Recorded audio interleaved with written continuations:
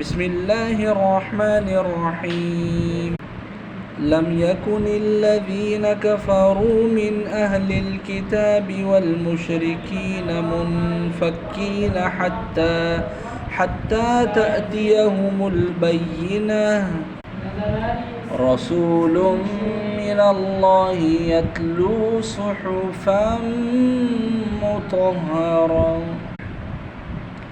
فيها كتب قيمة وما تفرق الذين أوتوا الكتاب إلا من بعد ما جاءتهم البينة وما أمروا إلا ليعبدوا الله مخلصين له الدين حنفاء ويقيموا الصلاة ويؤتوا الزكاة وذلك دين القيمة.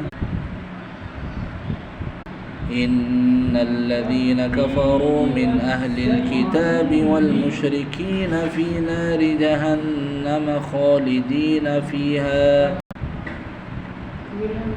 أولئك هم شر البرية. إن الذين آمنوا وعملوا الصالحات أولئك هم خير البرية جزاؤهم عند ربهم جنات عدن تجري من تحتها الأنهار خالدين فيها أبدا رضي الله عنهم ورضوا عنه ذلك لمن خشي ربه.